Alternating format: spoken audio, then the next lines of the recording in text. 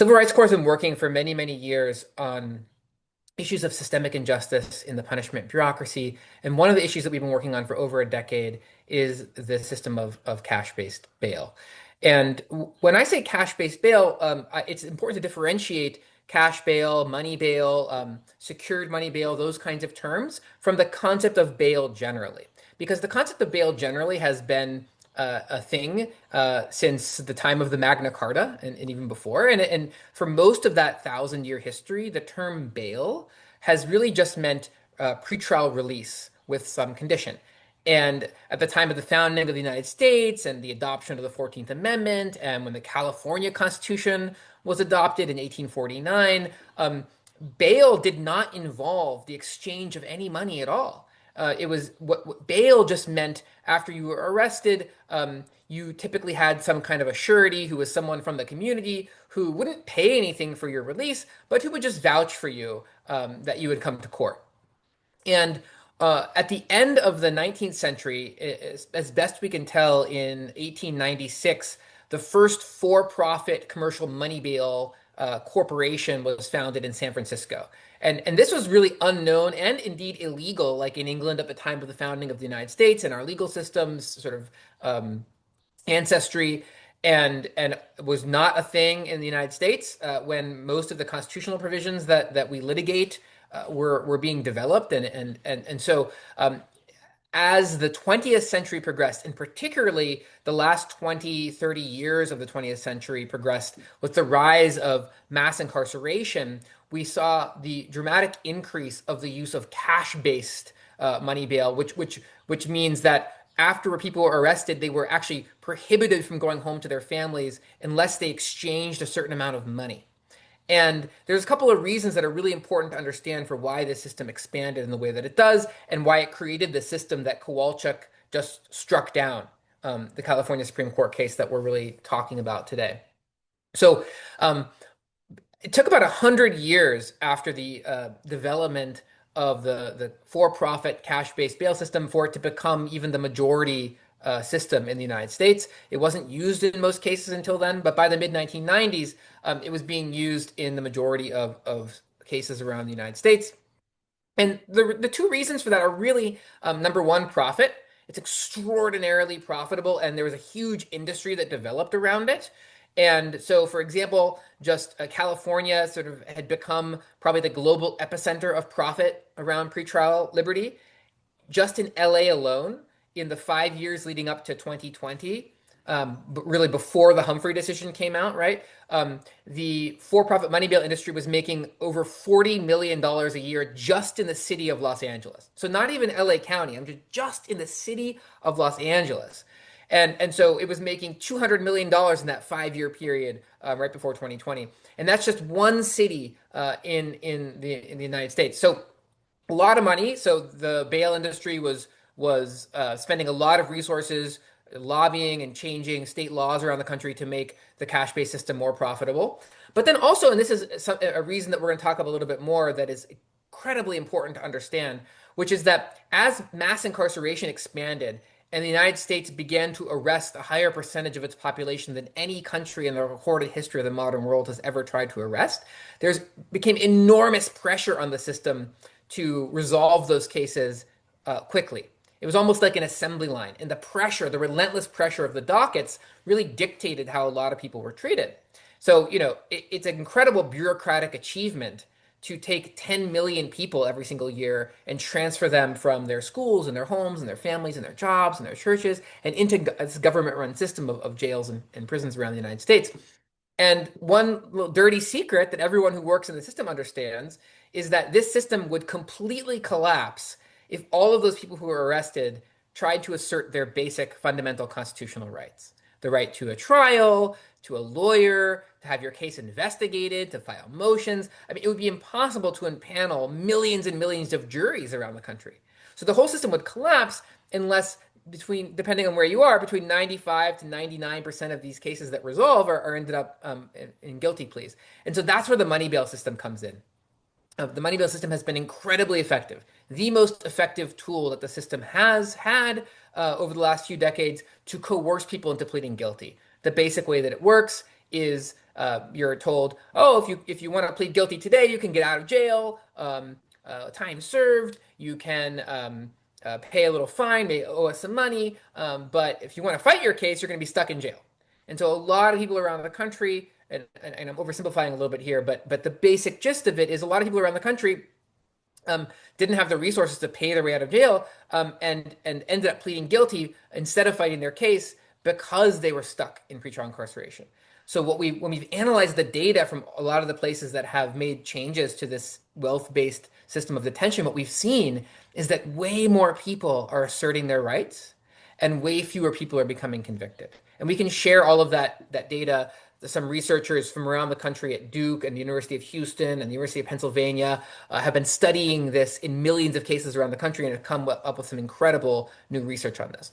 So in California, one of the main mechanisms this happened was through the system of automatic bail schedules, which are mandated by statute across California. So when you're arrested for California, it's almost like a menu. Depending on what you're charged, there's just an amount of money that corresponds to your arrest. We and others have challenged this. We have recently won several cases striking down this money bail system, even before the Kowalczyk decision.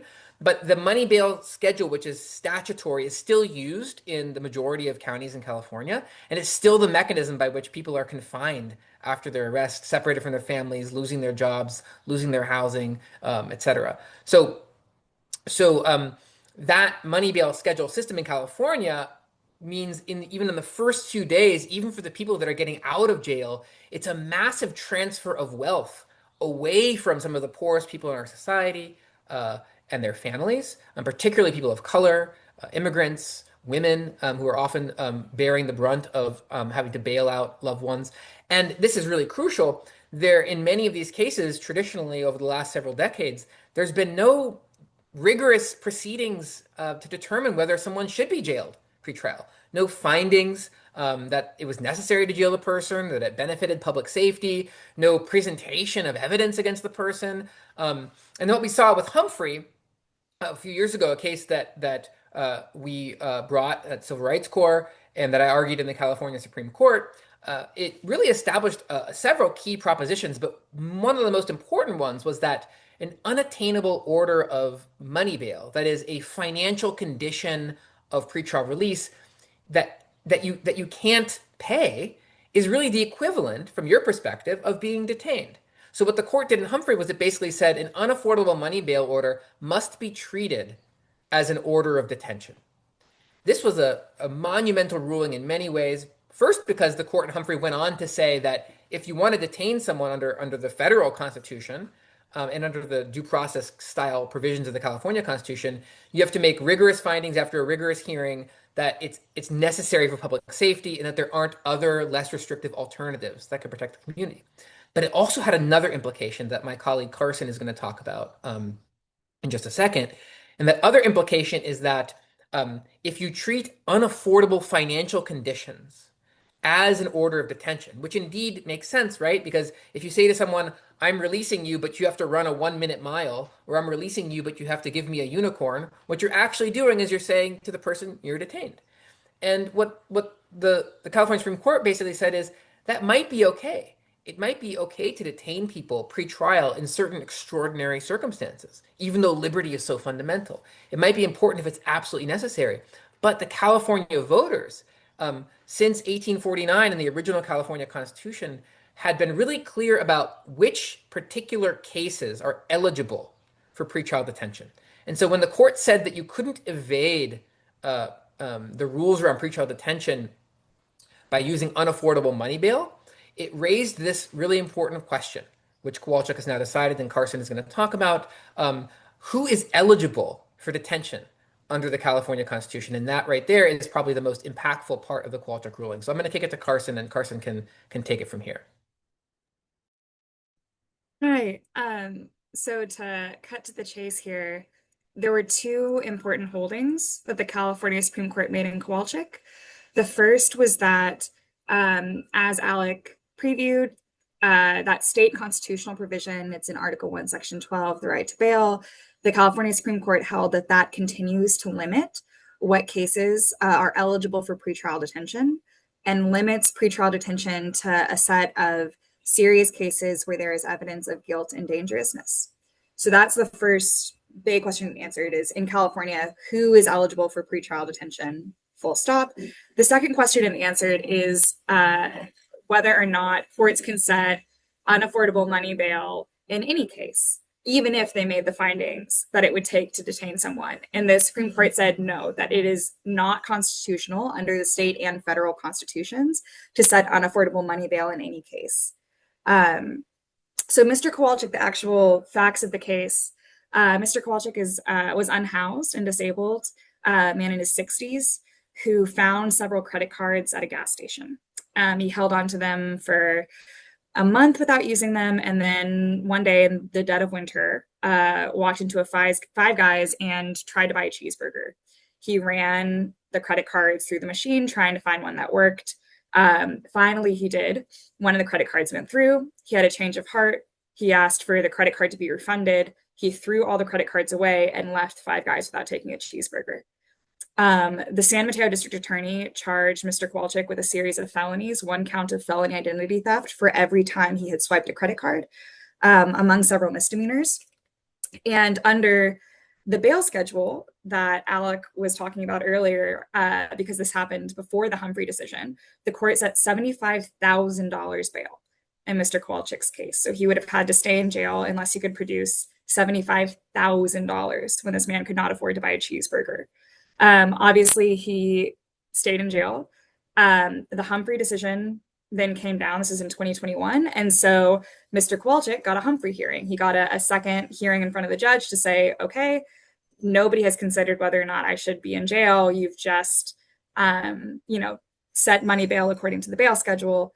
And the court responded by detaining Mr. Kowalczyk without bail at all. And at a really basic level, I'm sorry, this is too pedantic. There are kind of three buckets of things courts can do when they're deciding whether to release someone pre-trial. At one end is releasing someone just on their own recognizance. That means they're free to go without any conditions other than they promise to come back to court when they have to. At the other end is detaining someone no bail allowed, which is a straight up order of pretrial detention. There's nothing that they can do, no amount of money they can pay to get out of jail. They are in jail until their trial.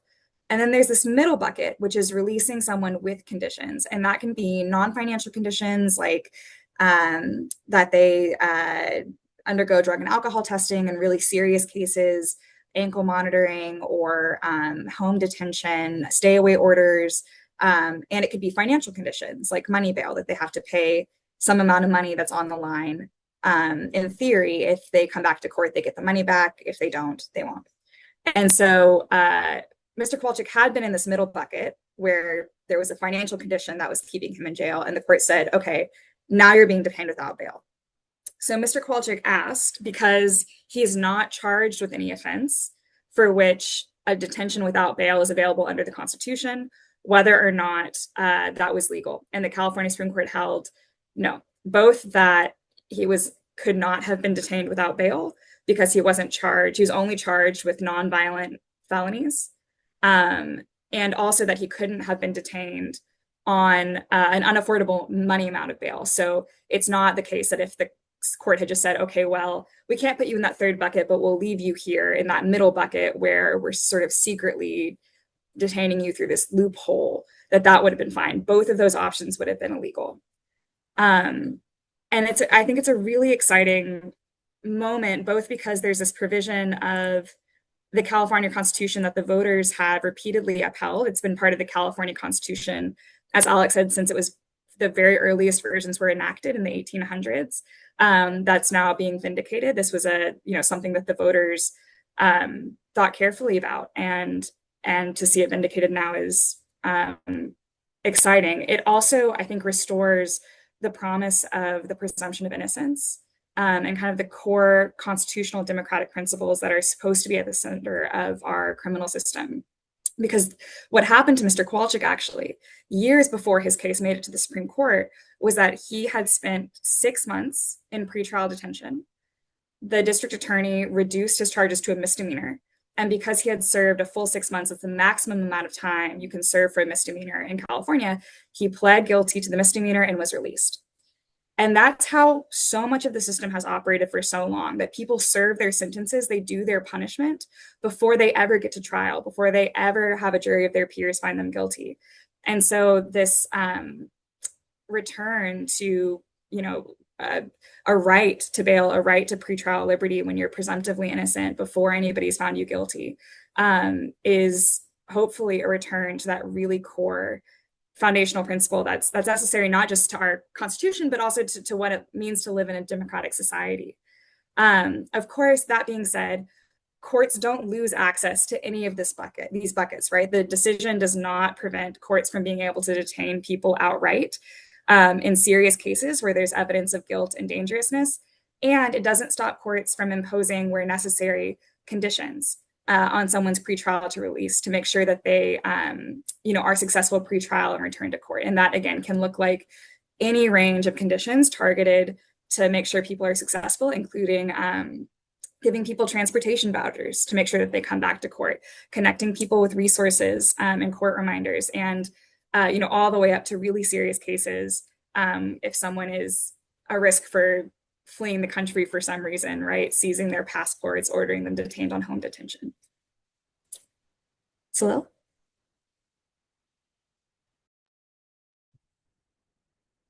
Thanks, Carson. So my colleagues have talked about the ruling in Kowalczyk limiting detention to these serious cases, these violent or sexual felonies where there's proof of dangerousness, etc. So that's one thing the holding did. And then the case also held unaffordable cash bail unconstitutional. And my colleagues have also talked about the fact that there's research out there showing how much that will benefit defendants and their families. For example, by preventing these coerced guilty pleas from inside pretrial jail. I just want to talk for a minute about another important part of the research, which is, okay, well, what about public safety? Are we talking about a trade-off here between all these important ideas about law and fairness and equality and public safety? Is that what this case is about? And what's really been amazing to me, and that I didn't know about before learning this research in my role, is that there's actually not a trade-off. And there have been dozens of really rigorous studies from all over the country, which actually flip that on its head. And so what I'm gonna be talking about for a minute is that the research conclusively actually proves, which is amazing, that if you want to optimize for public safety, you would have a system exactly like this, where you are jailing, the judges are permitted to jail people where there's an actual need to control danger, and otherwise they're not imposing unnecessary detention. So let me start with this. There's a whole host of studies showing that if you put someone in pretrial jail for even just a few days, even just a couple days, literally at 24 hours, the effects start to happen, they are more likely to commit crime in the future. So if it's not necessary to do that in the first place, if they're not dangerous, it's a net negative for public safety. You are increasing future crime. And all the fancy economists at all the fancy universities have run this study many times, controlling for hundreds of variables. Here's an example of one of the findings. From hundreds of thousands of cases in Texas, researchers proved that even just up to a week of jailing in a low-level case increases the jailed individual's chance of being charged with a felony, so committing a felony over the next 18 months by 32%. So that's a huge effect. And those are real crimes, real crime victims that are prevented by getting rid of this unnecessary jailing in lower level cases. So that's one important point. And so that's why when all this when you see all this research showing, okay, well, there's bail reform, there were more pretrial releases, and oh, actually there wasn't an increase in crime rates, there wasn't an increase in rearrests, etc. This is one important reason why. And it makes sense if you think about it. If you're jailed even for a few days, you can lose your work if you don't show up for your shift.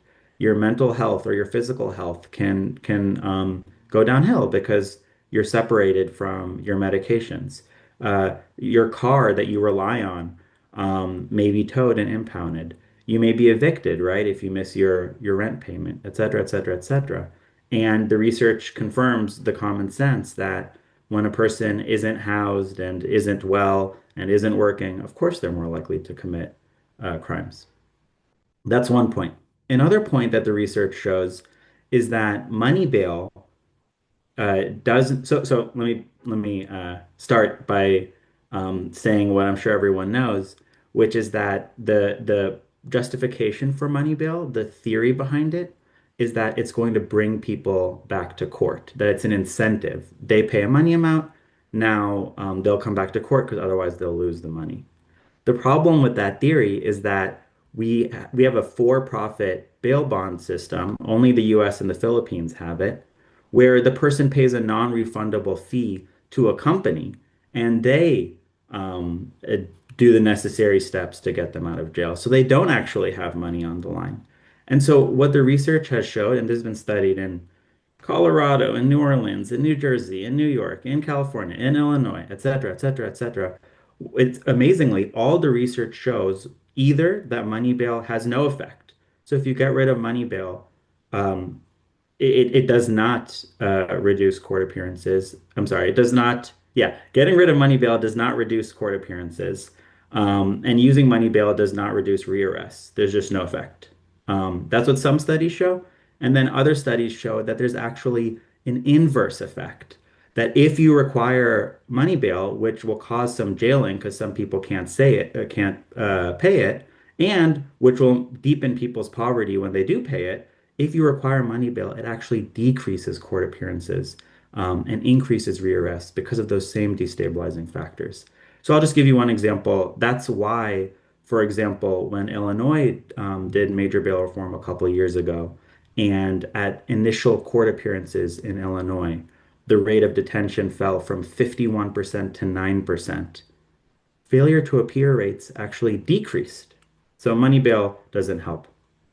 The third point that the research shows that's really amazing is that there are some simple alternatives to money bail and jailing that do lead to good outcomes. Um, Here's an example. The simple step of sending a text message reminder, reminding people of their court dates, consistently substantially decreases failures to appear in court. For example, in New York, it decreased FTAs by 26%.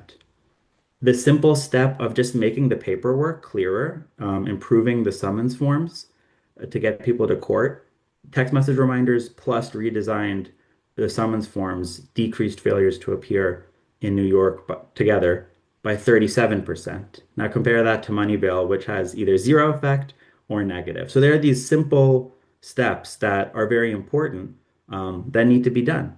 And again, if you step back, it makes sense, right? So most people who aren't coming to court aren't trying to flee the jurisdiction. It's the 21st century. If you don't come to court, a warrant is going to issue, you're going to be picked up on it. Most people aren't going to leave the country and abandon their life to flee a case. Most people, just for logistical reasons, because of forgetting, because of the stresses of poverty, because they don't have transportation to court, because they don't have childcare, don't show up. And that's why these interventions work instead. And the Kowalczyk opinion actually talks about that. So I think let me share one more thing. The research also shows that police officers who are required to come to court, who are subpoenaed as witnesses, actually miss court more than defendants. So that's just another indication. The problem isn't intentional flight. The problem is an inability to get to court. So I think putting all this together, this framework under Kowalczyk, where we're not using money bail, where detention is restricted to the cases where it's actually needed, and where we need to all think about using more of these proven effective alternatives. That is the system you would want to optimize public safety and decrease failures to appear in court. And we're going to send out a document that summarizes some of this research, and you can contact any of us, and we're happy to share more details on the research.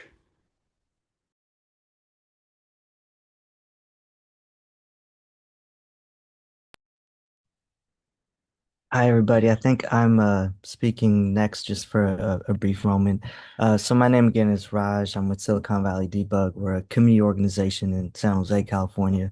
And as Alec was saying, we're a participatory defense hub, which means we're a community organization that's comprised of and supports families whose loved ones are incarcerated and people themselves who are facing incarceration. And I wanted to give a perspective as from the community of the meaning and the value of this decision and what it means for us moving forward. And that's why I'm so excited that there's people that are storytellers and in media that are paying attention to this because to us, this feels really historic, not just for lawyers and the sort of the conversation of the evolution of law. Um, this is really about racial justice and economic justice for the people of California in the most intimate and personal ways, and then also really large seismic policy changing levels that bleed well outside the court. And I wanted to give just a quick example of one county to show the magnitude of what's possible under a new Kowalczyk world. So I'm in Santa Clara County. I was telling Carson and Alec, our sheriff puts out on a website the daily jail population. So yesterday's jail population, I looked at it, was around 2,700 people. It said that 2,500 of them were pre-trial. So 200 people that are doing a sentence. Everyone else had not been convicted of anything. And so if you look at 2,500 people out of 2,700, and you look at the narrowing scope that Carson and Salou described of who's eligible to be no bailed, let's say, generously speaking, that might be 20%. We're talking about 2,000 out of 2,700 people that should be legally entitled to challenge their detention under Kowalczyk, people who could be home instead of detained. That is around 70% of a jail in one major county in California. Now you multiply that by all the counties in California, and I wanted to raise that because it shows really the enormity of what's possible if this is implemented as it's supposed to be and instructed to by the court. And I would really think it'd be a great idea if journalists and people that do media to do that analysis in local counties. How many people are there pre-trial? How many people aren't eligible to be held no bail? And then all those people that are there because they couldn't attain the bail amount could argue for the release. What that means kind of in the most immediate timeline uh, is there's some really impactful human stories that are going to be changing in the next few weeks. Like Salil was talking about earlier, people who are suffering the harms and the dangers of being incarcerated, even though they haven't been convicted, can now be free, reunified with their families, with their communities, fight their cases with their public defenders at home. And that changes the trajectory, not just of a court case, but an entire life and an entire family. And so this issue of who could be held pre-trial is more than just sort of the legalese and more of just about the numbers. People die in jail. They die in jail pre-trial. They're exposed to harms and violence, some that are irrecoverable from. In this day and age, with what's happening from the federal administration, immigrant community members are more in jeopardy of facing ICE detention and deportation because of the time they stayed in jail. So these are all live stories that are changing as a result of this decision that dropped just last week. And I think that'd be an important thing to sort of cover to explain what this really means in an approximate way. The other side of that, though, too, is because of the reliance on money bail, on unaffordable bail in California, the people who are home, and some of those cases have been completely resolved for years, are still paying bail bonds companies because they had to pay beyond their means because the only way they could get their loved one out of that dangerous place of the jail was to pay way above what they could afford, and that put them in debt for years. And so all of that economic danger that happens as a result of the reliance on money bail, all that is changing as well. So there's going to be a wave of people whose stories are coming at this really pivotal moment as they're facing the prospect of getting out when they otherwise think they wouldn't, being able to challenge the case in a way that they thought they couldn't, being out from under the hammer of a forced plea deal that they otherwise wouldn't. won't be suffering consequences of a conviction as a result of being out and being able to challenge their cases, just like someone who had money to begin with in California. So there's a wave of those that I think would be important stories to tell if people are interested.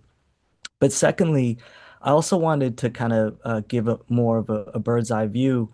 This is really an urgent issue for any county that is dealing with policies and how the operations of a county operates. If this works the way it's supposed to work, and you are no longer jailing what you otherwise would have been 70% of the people, that is a tremendous amount of resources that have gotten freed up. And as counties are currently all dealing with deficits, unprecedented deficits, cuts in social services and mental health supports, in substance use programs and youth programming, you now have a new way to free up resources that could be diverted from incarceration, unnecessary incarceration, and reinvest that into communities in different ways. There are live conversations right now that are happening that have to change because of Kowalczyk. There's conversations around jail construction that no longer are relevant. There are now conversations that should be held in counties like the one I'm in about closing certain jails because you don't need those facilities anymore in the way maybe you were using them before. So there's both intimate personal stories that are very relevant right now, and there's also a redirection of the future of counties as a result of this that go well beyond just the carceral apparatus. Uh, Two more quick things I wanted to put on the table just as people are thinking about what to look for moving forward. I'm kind of seeing this in two timelines, like we're talking with our partners at CRC. One is the most immediate, which is what we learned from Humphrey is that left to their own devices, just because there's a really good court decision coming down from the Supreme Court, doesn't mean local courts are going to necessarily listen to it and abide by it.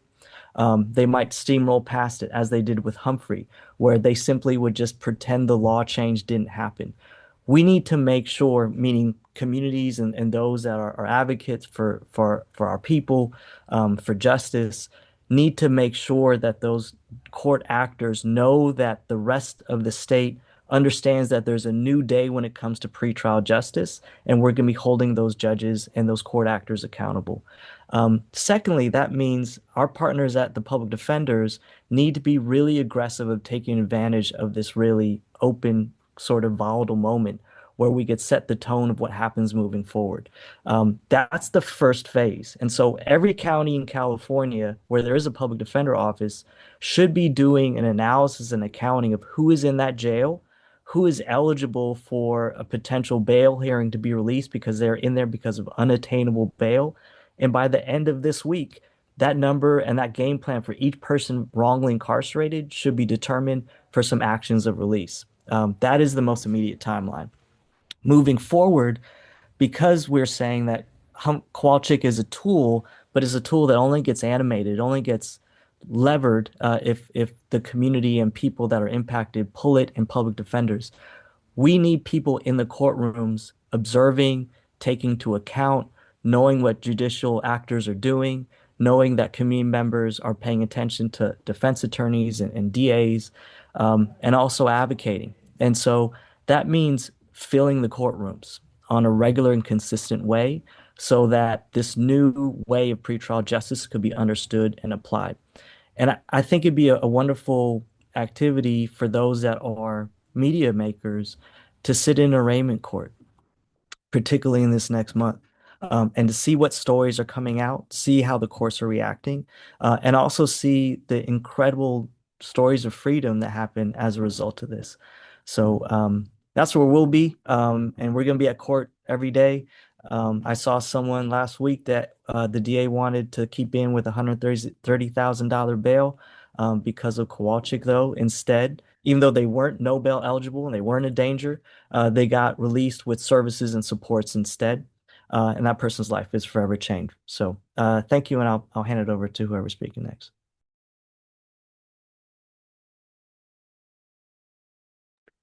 Hey everyone, I'm so sorry. I'm going to be a little bit froggy. I've got a cold, but if you bear with me, I think we can get through this. So, My name is Laura Bennett. I am the director of the Center for Just Journalism. I work with reporters who cover crime in the criminal justice system and have done a lot of work with journalists covering bail. So I wanted to pop in today and share a little bit of my perspective on the role of the media when a ruling like this comes down.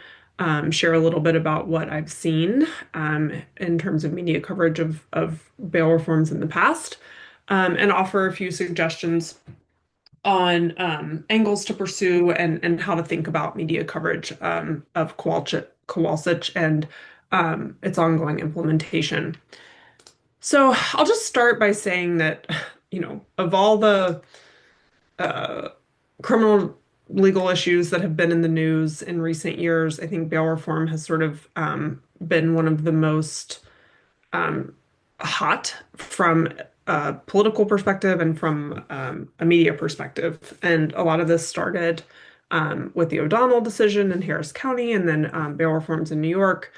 Both of those, both the O'Donnell ruling and the New York law, were covered very sensationally, very sort of 90s, 80s, and 90s style Willie Horton type stories coming out of those places.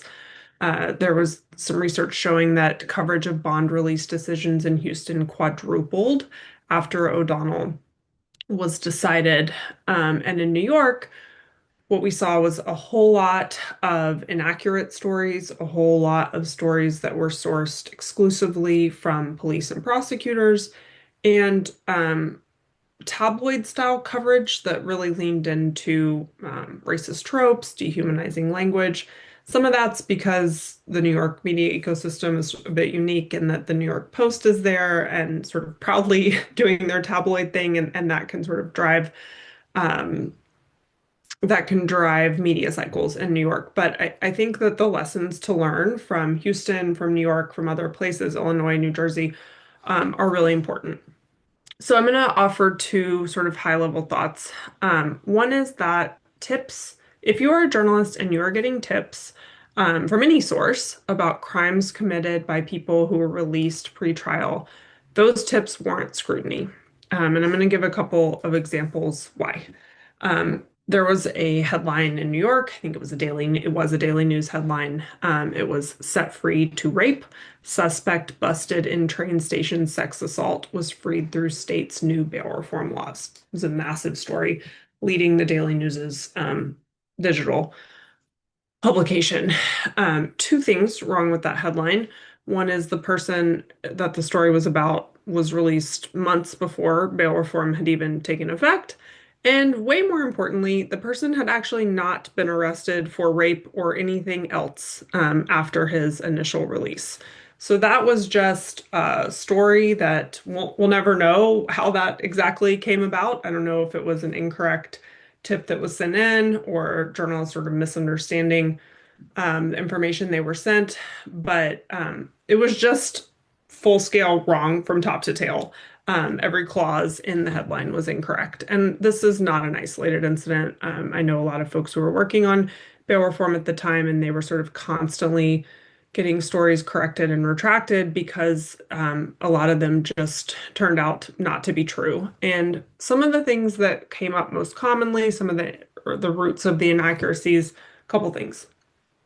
One is that often in these stories, the person that the story was about had been released pre-trial, but their release had nothing to do with bail reform. So it was either a judge, they were bail eligible, judge decided to release them, or they'd paid bail and had gone home for that reason. So that was sort of one leading reason. And we also just saw a lot of stories about rearrests that didn't actually turn out to be rearrests at all. And so applying a lot of scrutiny to the information you're getting is going to be really important. And it doesn't always sort of come from where you think it might come. I'll offer a quick thought from what we learned in Houston.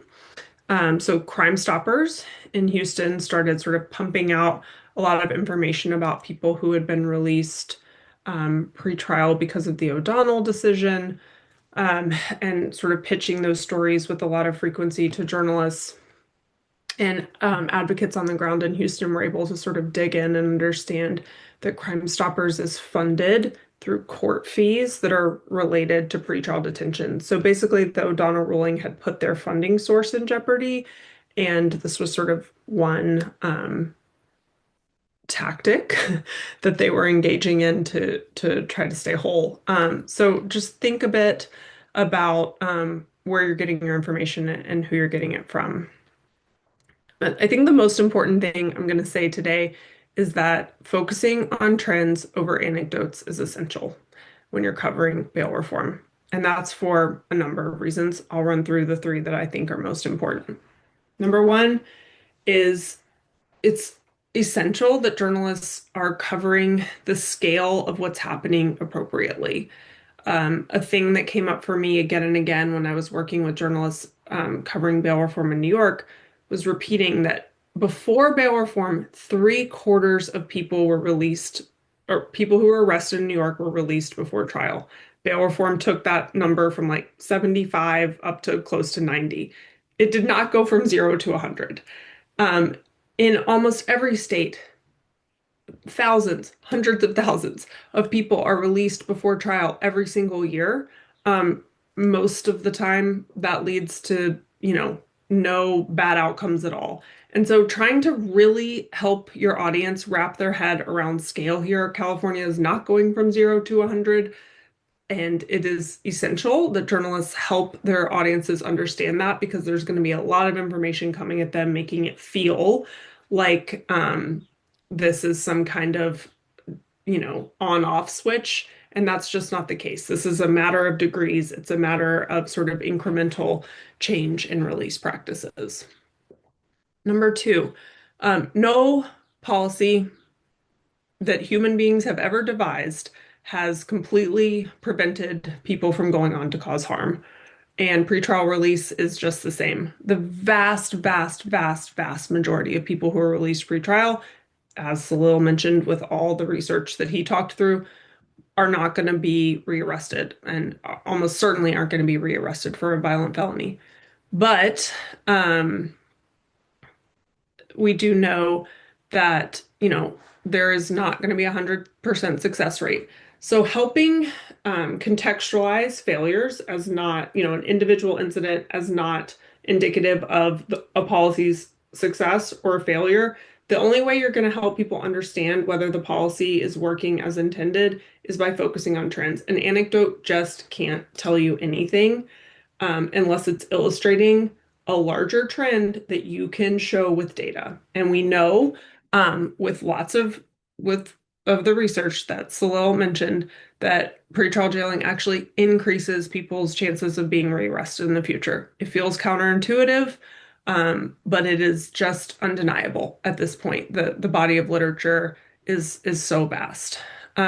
So it's, sort of incumbent on journalists to dig into that, to try to cite, find simple ways to cite the research so that people can understand that, and help people look at a longer time horizon of trends rather than focusing on one success or one failure that can't really tell us a whole lot of anything. And a third reason why I think it's really important to avoid anecdotal coverage is that there's really only one type of anecdote that is easy to report on when it comes to bail reform. And that's the anecdote where a person is arrested, released before trial, and then goes on to be rearrested. That's the story you're going to get pitched. And it's also sort of the easiest to understand from, court data and the rest of it. But there are a whole bunch of other things that are going on that are just a lot harder to cover. A person is released pre-trial and their charges are eventually dropped. Nobody's pitching you that story, and it's sort of harder to track from the data systems that we have. A person is released pre-trial and goes home, goes to work, picks up their kid from school. That's the most common thing that happens. But those anecdotes are almost never appear in media coverage of bail reform. And then last and trickiest, a person is detained pre-trial. They lose their job and their kids. That triggers a relapse that eventually maybe leads to a violent crime. That's the type of anecdote that never winds up in the news. There's never a story sort of blaming pretrial detention for a crime. There's only the stories that blame the lack of pretrial detention for a crime. So if there are all these other kinds of anecdotal stories we could tell, but we aren't telling them, we just have to sort of put those away and say, we're not going to do this. We're not going to focus on one case, one case, one case. We're going to focus on trends. We're going to try to help people understand the bigger picture of what's going on here. And there's a lot more interesting things to focus on than just individual successes or individual failures.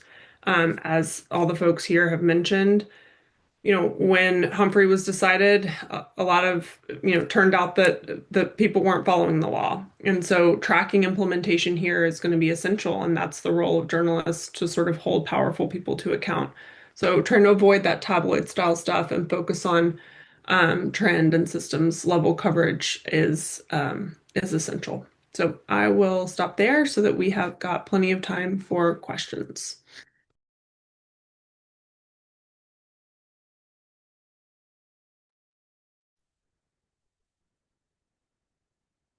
Thank you so much, everyone. There were some questions that were in the chat already, and we tried to answer them as they came in. But if you want to ask a follow-up question, I'm going to answer right now and then kick it to anyone else who wants to add. Robert Green's question in the chat, which is the only one I think we haven't answered in writing. But for those of you that asked questions already in the chat, please type a follow-up in if you want us to say a little bit more about it, or feel free to reach out to us afterward if you want to talk a little bit more about any of these questions. So Robert Green asked that a concurring opinion essentially begs for a legislative quote unquote response. That sounds like a call to overturn the ruling with a ballot measure or to amend Section 12 or to permit unaffordable money bail as a pretext for detention. How likely is that to happen? How can it be best defended against? It's a really great question. And I don't pretend to have an answer to that question because it is really the most important question one can ask right now. I will just say a couple of things, and then if anyone else wants to jump in. We have seen for many decades an effort to dramatically expand pretrial detention in California. This provision in Article 1, Section 12 was actually challenged for explicit repeal. So gets into some of the stuff Carson was talking about a little earlier. In 1982, the same forces that are probably going to try to put a ballot on this time already tried this. At the height of sort of the rising paranoia and public outrage over the supposed sort of rise in crime in the early 1980s. And the voters overwhelmingly preferred what is now Section 12, the provision that the California Supreme Court in Kowalczyk is affirming and upholding. The voters preferred to limit the power of the government to detain people. And the voters, again in 1994, added some more provisions to Section 12, which have now created this more comprehensive scheme, which prohibit pretrial detention in misdemeanors and in nonviolent felonies. The voters in 1982 and 1994 strongly reaffirmed that they like this system that limits the power of judges and the government to detain people, at least with respect to cases that don't involve violent or sexual conduct that is a felony. So now, I think what will be important in that battle, to answer your question, is the public understanding some of the evidence that Silo was talking about, right? This is a common sense ruling. This ruling is completely consistent with all of the decades of empirical evidence about what makes our society safer. It's an economic justice issue, and it's a public safety issue. Moreover, I think people are just starting to understand, whether it's in public health circles, in housing circles, in other sort of research contexts. People and especially with a lot of the attention recently that's been paid to family separation, people are starting to pay attention to the harms, the tremendous harms of detaining people prior to trial. It's a huge driver of homelessness. It's a huge driver of people losing their jobs. It's a huge disruptor of people getting mental health treatment. And because if you're put in jail and you miss your medication or you lose access to your treatment, it's devastating economically for communities. So there's really good research showing the terrible economic effects of over detention in local communities. So I think it'll be really important to have these discussions in public where the harms of this kind of massive pretrial detention are discussed, as well as the public safety benefits of reducing incarceration pretrial. And it's going to be a big battle because I think certainly the bail bond industry, certainly a lot of the rhetoric that we've seen, make no mistake, Trump, President Trump, and really key allies in the sort of far right federal government coalition have made the money bail issue a big thing for themselves. Trump had ordered the attorney general to investigate states that were not using money bail anymore, and it's become a cause of the right wing. So I think it's pretty. I think we're likely to see a lot of push from the right on trying to ramp up the system of for-profit wealth-based detention again. And I think what's really, really important is that a lot of key Democratic Party leaders and officials don't fall for that misinformation and are able to be brought around to sort of a more evidence-based and a more traditional view of how the legal system should operate. So yeah, I don't. Does anyone else want to add anything to what I said?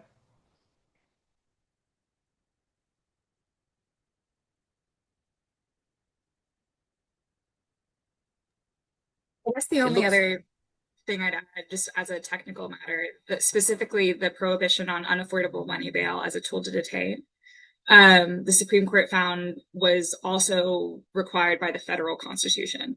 So there isn't a legislative, there's something that the California state legislature could do that would allow unaffordable money bail as a detention tool moving forward. And I'll just also say, my whole answer was really geared toward the court's holdings on Article 1, Section 12. The other parts of the opinion about unaffordable money bail, as Carson said, are not going to be able to be attacked through legislation or the ballot. And then there will be a legislative effort, I think, to operationalize some of this opinion. And there are going to be really important fights there because it's going to be really important from the evidentiary standpoint in terms of like the empirical evidence about what makes our society safer and what keeps people in their jobs, in their homes, in their schools, in their families to get people these hearings as quickly as possible, which is going to be a big part of the next wave of fighting. I want to, Raj, I don't know if you can see the question from Violet in the chat, but maybe I thought I'd bring you in and ask. The question is, in addition to Court Watch, what can local activists or organizations do to help ensure this ruling is applied correctly and promptly at the local level? Yeah, thanks, Violet. I think where the really important partnership is to get this implemented correctly is community advocates partnering with public defenders, who are really in the position to enable the Kowalczyk decision to result in freedom. So there's a couple things. One is literally being at every arraignment court where this should be playing out, tracking with forms so you know what judicial behaviors are happening so they could be held to account and also challenged. But also too, so the public defenders know what judges are doing if they're not in court that day. But then secondly, like as of right now, asking the public defenders, what is your game plan on getting this implemented to get those motions filed, to get those hearings, and then being at the hearings as well. There is another aspect of this question of release that often happens in court hearings, which is what is this person returning to? Who are the supports that are in that person's life? What is the village or community that they're a part of? Community advocates can play a big role in telling and fleshing out that story so public defenders could make their best argument for release. So that's by partnering, community advocates partnering with public defenders in a much more practical way. One thing that we did in Humphrey that we're going to be doing now in Kowalczyk is being at arraignments with basically informational forms that families whose loved ones are incarcerated and are detained and are facing the prospect of incarceration or be able to go home, getting that information from families communicated to the public defender. So when their case is called, that public defender could give a personalized argument for release. All that information is often sitting in the heads of family members and loved ones that are in the courtroom pews, but it hasn't been communicated or translated to public defenders to use it as action. So community advocates could be in court, have a game plan with public defenders, and then get that information communicated so that the court knows that the person they're deciding on isn't alone, that there's an entire community backing them.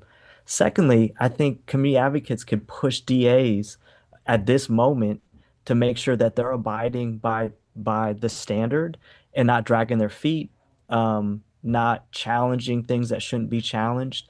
There should be a whole list of people that should be stipulated or agreed to be released, even without having a full-blown bail hearing. That pressure will come from public defenders within a courtroom, but it also has a lot of weight if it's happening externally, not from court actors, but from the community themselves, demanding that court actors like judges and prosecutors act the way they're supposed to, and they're being watched. Thanks, Raj. So we're coming up on time. I just wanted to reiterate, Laura Bennett has some extraordinary resources for journalists at the Center for Just Journalism, including a whole guide on all the research and experts available to talk to you all about bail. And then our team, if you're interested in learning a little bit more about and digging more into the legal doctrine and the history here, we could be happy to talk to you. Just send us a note. We'll send some more resources to everyone who registered, and then also just encourage your colleagues to take a look at the resources that Laura just put into the chat. And thank you all for coming.